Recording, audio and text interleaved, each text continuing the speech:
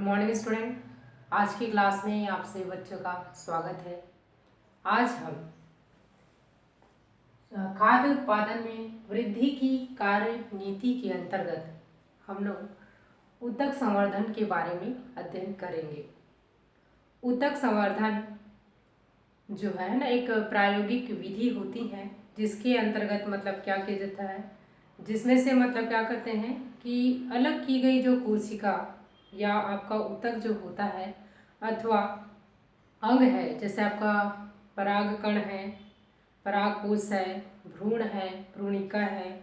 इन सभी को है ना क्या किया जाता है आपका एक संवर्धन माध्यम में मतलब निर्जमीकृत या अर्जमीकृत करके है ना उसको क्या किया जाता है अवस्था में अत्यधिक संख्या में मतलब विकसित जो है किया जाता है। दूसरे शब्दों में ऊतक संवर्धन जो है वह विधि होती है जिसके अंतर्गत जो पादप कोशिका जो होती हैं या ऊतक से संवर्धन माध्यम में संपूर्ण जो पौधे को प्राप्त जो है किया जा सकता है। स्टीवर्ट नामक वैज्ञानिक ने 1947 में है ना उन्होंने सबसे पहले क्या किया, जो पादप कोशिका में है ना जो यह जो क्षमता है इसका आविष्कार जो है उन्होंने किया। पौधे के इस गुण को जिसके द्वारा मतलब क्या गया था, इसकी प्रत्येक कोशिका जो है विकसित हो करके एक नया पौधा बनाने की क्षमता रखती है, जिसे क्या कहते हैं आपका टोटिपोटेंसी जो है कहा जाता है। तो इस प्रकार से ऊतक संवर्धन के बारे में स्टीवर्ट नामक वैज्ञानिक ने है ना बताया था। इसमें है ना जो ऊतक जो संवर्धन है उसकी जो मुख्य जो भूमिका जो होती है और कहना चाहिए उनका मूल जो उद्देश्य होता है ना, यानी कि जो पौधे का है ना ऊतक संवर्धन विधि से मतलब क्या किया जाता है अधिकांश संख्या में पौधे को विकसित जो है किया जाता है। तो इसका मुख्य जो उद्देश्य है वो क्या होता है देखते हैं है ना।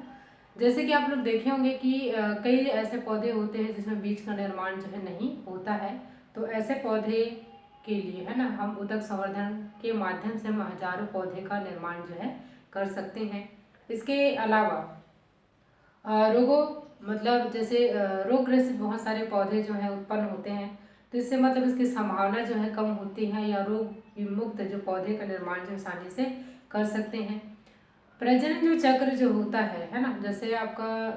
मतलब बहुत समय लगता है जो उसका नियमित एक प्रक्रिया जो होती है उसमें, लेकिन आप उधर ऊतक संवर्धन के माध्यम से आप कम समय में है ना बहुत अधिक संख्या में पौधे को विकसित जो है कर सकते हैं। उसी प्रकार से अगुणित जो पौधे हैं है ना उनका संवर्धन जो है मतलब आसानी से हो जाता है।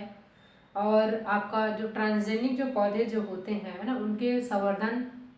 करने में भी क्या होता है महत्वपूर्ण भूमिका जो है निभाता है। तो इस प्रकार से हम ऊतक संवर्धन के माध्यम से है ना बहुत सारे उद्देश्यों की पूर्ति जो है हम एक साथ जो है कर सकते हैं। इस कारण से मतलब ऊतक संवर्धन जो है आधुनिक युग की एक महत्वपूर्ण प्रक्रिया जो है होती है, जिसके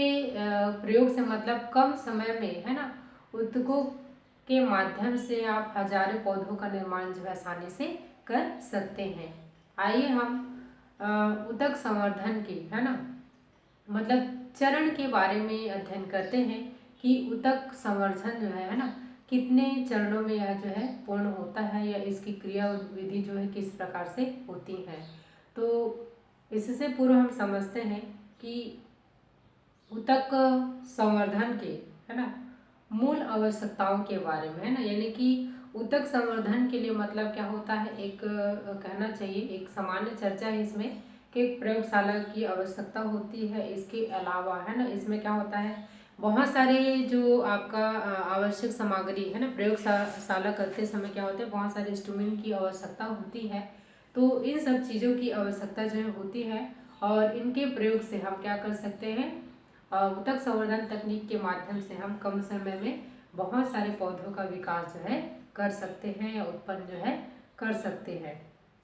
हाँ, आइए इसके बाद हम चलते हैं ऊतक संवर्धन के क्रिया विधि के बारे में। तो सबसे पहले जो ऊतक संवर्धन जो होता है ना इसमें क्या होता है आपका कि ऊतक संवर्धन के लिए है ना सबसे पहला जो चरण होता है वो क्या है आपका ऊतक संवर्धन हेतु है ना एक चयनित मातृ पौधे को क्या किया जाता है मतलब चयन किया जाता है, जिसे क्या बोलते हैं आपका स्लिट जो है कहते हैं, क्या कहते हैं आपका स्लिट जो है कहा जाता है। दूसरा सर्वप्रथम पौधे के ऊतकों का एक छोटा टुकड़ा उसके अग्रभाग से, है ना, लिया जाता है और जिसे एक क्या करते हैं, मतलब एक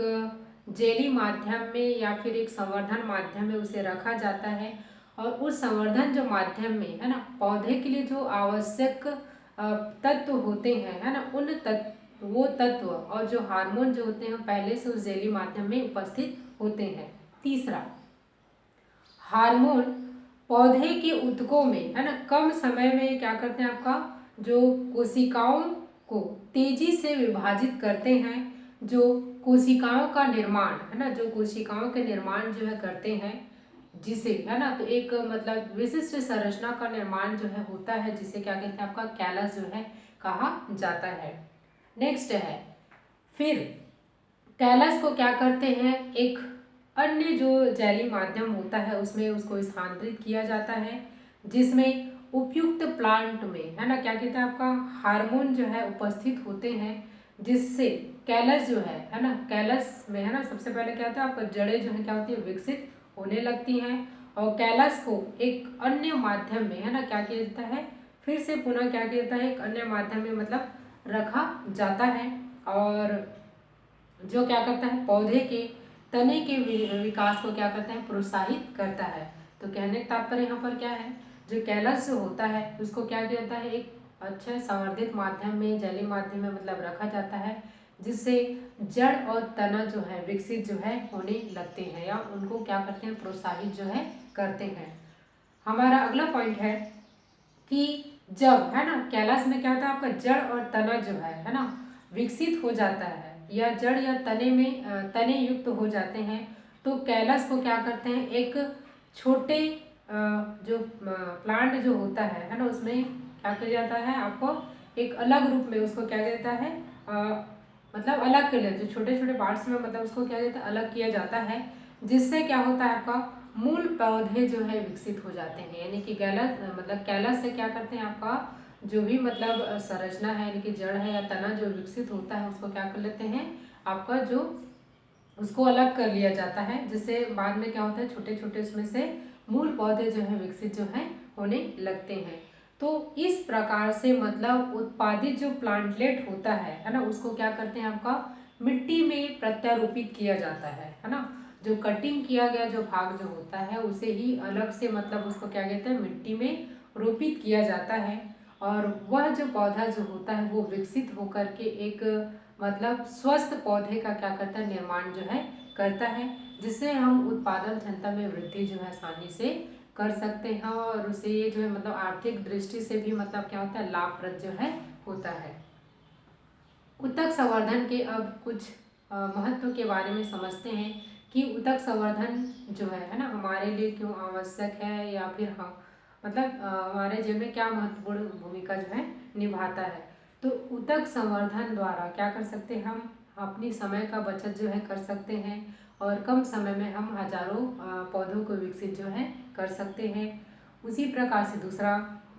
विभाज्योतक द्वारा आपको रोग मुक्त पौधे का विकास जो है कर सकते हैं, निर्माण जो है कर सकते हैं। उसी प्रकार से बीज बनाने वाले में अक्षम जो पौधे जो होते हैं, तो इस विधि के माध्यम से हम एक नए पौधे को विकसित जो है कर सकते हैं। उसी प्रकार से आपका परागण या परागकोश का, है ना, उपयोग जो है करके आपका अगुणित पौधे बनाने में क्या किया जाता है, इसका उपयोग जो है किया जाता है। जैसे आपका बीजांड है, भ्रूण है, अंडाशय है ना, इसको आदि को संवर्धन माध्यम में, है ना, क्या कर सकते हैं, रख करके मतलब इनकी विभिन्न पहलुओं को समझने में भी मदद जो है मिलता है। तो इस प्रकार से ये था आपका उत्तक संवर्धन के बारे में, जिसमें हम उत्तक संवर्धन क्या है, उनका उद्देश्य, उनकी विधि और महत्व के बारे में जानकारी प्राप्त किए हैं। धन्यवाद।